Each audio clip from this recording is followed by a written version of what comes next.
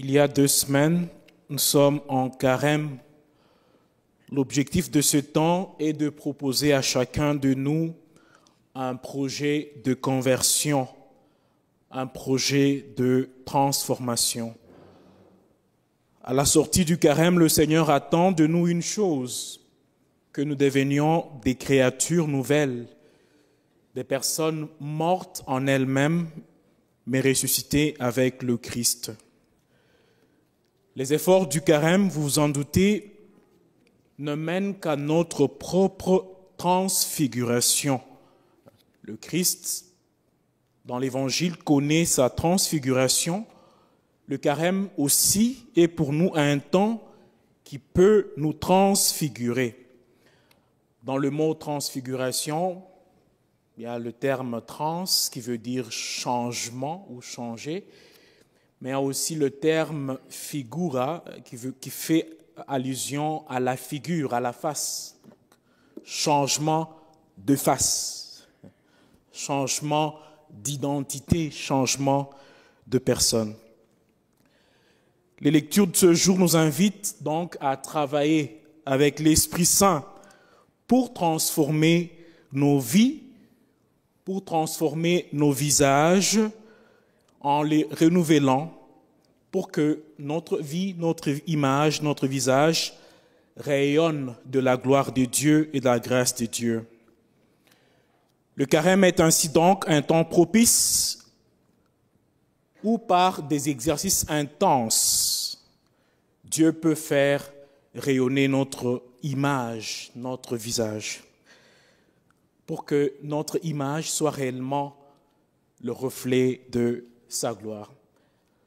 Il y a un chant que nous chantons souvent ici. Je ne sais pas si vous vous souvenez de ça. On dit toujours « Nous sommes un visage des dieux, reflet de sa lumière. Nous sommes un visage des dieux, reflet de son... » Nous sommes vraiment cela. Et le carême est ce temps pour nous remettre dans cette conviction que nous sommes image de Dieu et reflet de sa lumière. Nous devons être ce visage de Dieu en bien de qualité, n'est-ce pas, en amour, en pardon, en prière, en jeûne, en fuite du péché. Mais souvent, le comble est que nous portons cette image de Dieu sur nous, mais sans l'être réellement en nous. Au lieu de dire nous sommes l'image de Dieu, nous portons l'image de Dieu.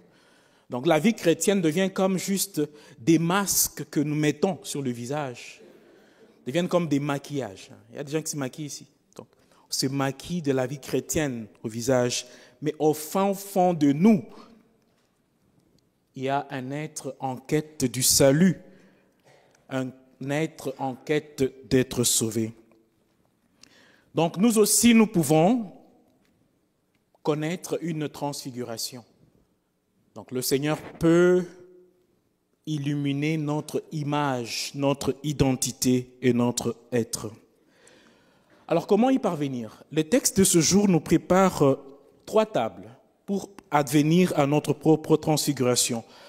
La première table, c'est celle que dresse Saint Paul dans la 2e lecture. Il dit, « Frères, ensemble, imitez-moi et regardez bien ceux qui se conduisent selon l'exemple que nous vous donnons. » Philippiens 3, 17. Paul dit que nous pouvons aussi être transfigurés en imitant ceux qui sont déjà transfigurés, en imitant ceux qui se conduisent bien selon l'exemple que nous vous donnons.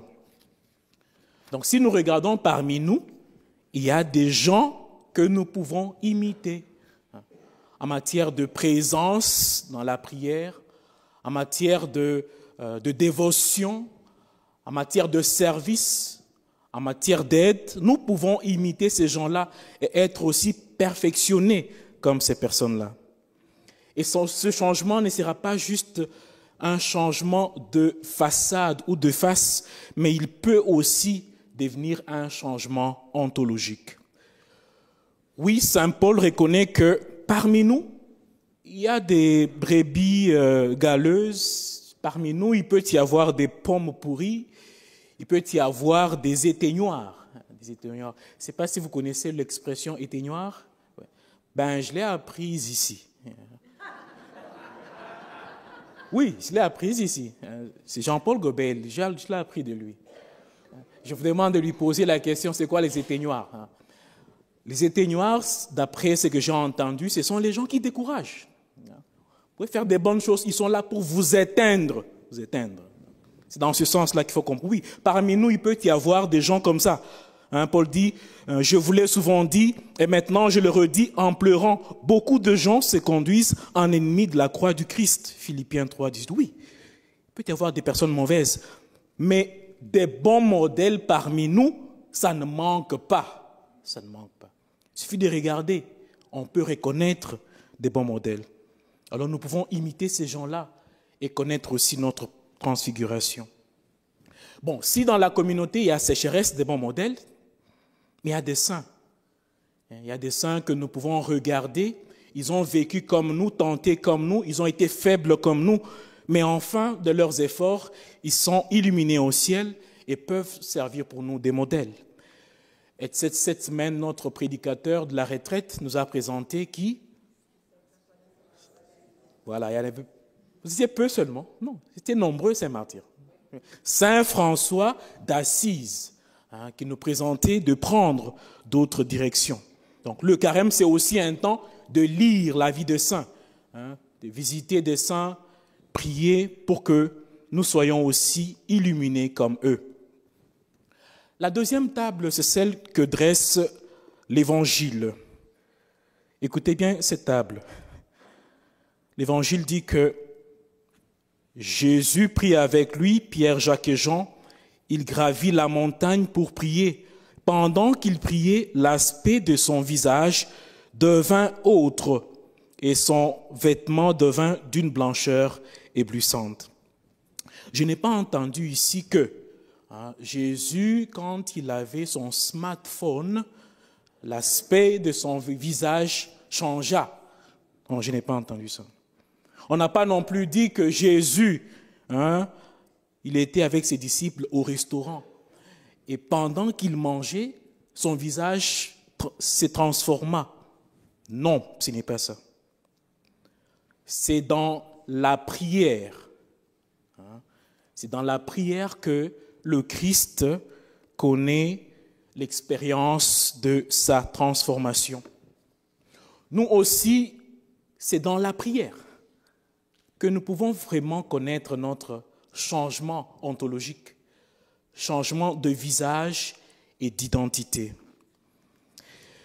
Nous devons donc, mes amis, faire quoi? Prendre le temps de prier. On parle toujours de ça. Le carême, c'est le temps de parler encore plus de ça. Prendre le temps de prier, de prier. Et les bonnes choses demandent toujours du temps. Il y a des cuisiniers ici qui a déjà cuit la dinde dans 3 secondes. Ça n'existe pas. Ça prend du temps. Ça prend du temps. Nous devons aussi consacrer le temps à la prière. Quel est le volume du temps que je mets dans ma vie de prière depuis le mercredi, descendre jusqu'à aujourd'hui? Est-ce que c'est toujours le même que tout le temps ou bien c'est un peu différent pendant ce temps-ci? Et quand il s'agit de la prière, il semble que nous sommes toujours pressés pour prier. Signe de la croix. On dirait qu'on est en train de dessiner quelque chose là. Qu'est-ce qui se passe? Pendant la retraite, frère lui disait, qui dit encore la bénédicité? Donc, il y a eu des gens qui ont levé la main et il y a ceux qui n'avaient pas levé. Et je pense que ces gens-là sont sincères. Il y a des gens qui oublient quand il y a le repas directement. On tombe, on commence à prier, à manger sans prier. Et j'ai déjà dit une fois dans la messe matinale, mais vous aussi qui priez avant le repas, pourquoi vous ne finissez pas par la prière? On commence dans l'esprit, il faut finir aussi dans l'esprit. On commence par dire merci à Dieu, bénir le Seigneur, demander qu'il en donne à ceux qui n'en ont pas. Et quand on a mangé, ne soyez pas ingrats. Dire merci que maintenant vous avez mangé. C'est toujours mieux de prier, prendre le temps de prier. Mais dans l'église, des fois, je suis touché quand, dans une messe comme ça, la messe n'a pas encore fini, tu vois les gens sortir. Ils n'est même pas en retard. Ils sortent de la messe et ils vont je ne sais pas où. Les annonces font partie de la vie de l'église. Comment tu vas savoir qu'il y a un frère qui a perdu quelqu'un? Comment tu vas savoir qu'il y a un frère qui célèbre quelque chose? Comment savoir la vie des autres? Les annonces font partie de la prière. Et il y a d'ailleurs dans la Bible les annonces qui sont devenues paroles de Dieu. Dieu dit à un prophète, dis ceci à mon peuple.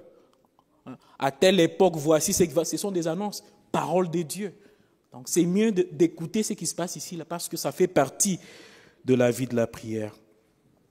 À ceux qui sont toujours pressés, qui n'aiment pas rester dans le temple, écoutons bien Saint Pierre, qui est le roc sur lequel notre foi est fondée. Pierre dit, Maître, il est bon que nous soyons ici. Faisons donc 3 tentes, une pour toi, une pour Moïse et une pour Élie. Pierre dit, il est bon que je sois sur cette montagne.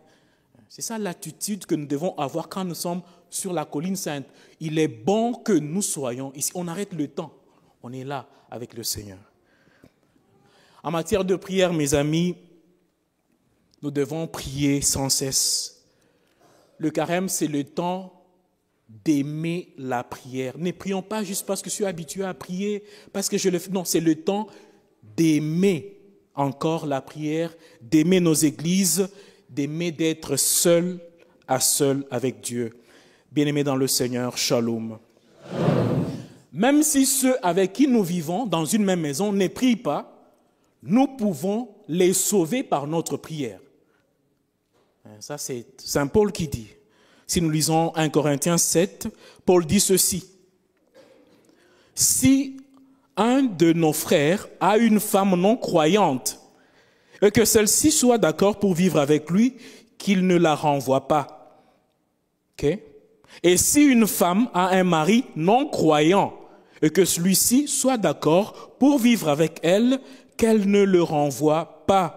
En effet, le mari non croyant se trouve sanctifié par sa femme et la femme non croyante se trouve sanctifiée par son mari. Ça va? Qu'est-ce que Paul dit ici? Paul dit que toi qui pries, tu peux sauver ton entourage.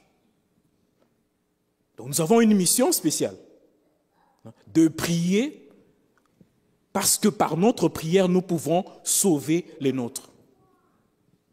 Mais le problème qui est mal, c'est quoi? On se laisse entraîner. On se laisse entraîner. Ah, je ne vais pas à l'église, bon, moi aussi je reste avec toi pour t'accompagner. Non, nous devons prier doublement parce que nous avons à prier pour nous et pour lui et pour les autres. Et par nos efforts, nous pouvons influencer, nous pouvons sauver nos frères et nos sœurs. Lorsqu'on prie soi-même, on influence. Et l'influence d'un seul peut transformer le monde. Alors comme chrétiens, en temps de carême, nous sommes les premiers évangélisateurs des nôtres. Et ce, par notre prière. On s'est dit, qu'est-ce qui se passe? Ces derniers temps, maman prie trop. Qu'est-ce qui se passe avec elle? Qu'est-ce qui se passe? Nous prions parce que c'est le temps d'être transformés. La dernière table, c'est celle que nous retrouvons et dans l'Évangile, mais aussi dans la première lecture. Dans l'Évangile, on nous dit que Jésus-Christ est le Fils de Dieu, celui que le Père a choisi, nous devons l'écouter. Nous pouvons aussi connaître la transfiguration, le changement profond, lorsque nous écoutons la parole du Christ. Et c'est ça même le but du carême. Nous sommes à côté dans le désert, à l'écart de bruit, pour entrer en contact avec la parole de Dieu, pour rencontrer le Seigneur Jésus-Christ lui-même. Et lorsqu'on rencontre Jésus, on n'est pas la même personne. On n'est pas la même personne. Et on entend beaucoup de gens le dire. Je n'étais pas le même. Quand je l'ai rencontré, j'étais encore Saul. Et maintenant, je suis Paul. Ma vie entière, la vie passée est déjà finie. Je suis devenu une personne différente.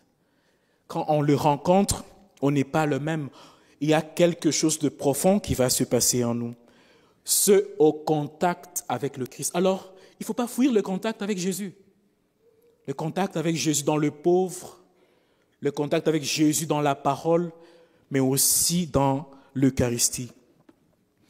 Nous connaissons aussi ce contact lorsque nous faisons un déplacement. Nous prenons une marche. Et voilà ce qui se passe avec Abraham dans la première lecture. Le Seigneur lui demande de quitter son lieu de naissance, Our en Chaldée, et d'aller, n'est-ce pas, sur une terre étrangère. Et le Seigneur lui promet que je te donnerai cette terre en héritage. Il quitte, il part. Et Abraham, il était d'abord Abram, donc A-B-R-A-M. Il devient Abraham. Ils ajoutent un H à M. Il change de lieu, il change d'identité, il change même d'histoire. Parce qu'il s'est déplacé. Il a quitté un lieu vers une autre. Dans le carême, c'est aussi cela. C'est nous déplacer. Quitter nos zones de confort. Quitter nos habitudes qui nous gardent peut-être esclaves. Et marcher avec le Christ en contact avec lui pour ainsi advenir à notre propre transformation. Alors le disciple du Christ prend au sérieux ce message et se questionne sur soi-même. Quand est-ce que moi-même je peux rayonner comme le Christ est rayonné? Le temps du carême, c'est un temps qui est contre l'immobilisme spirituel. On fait toujours les mêmes histoires, on prie de la même façon, on donne le monde comme de la même manière. Non, dans le carême, on bouge, on change.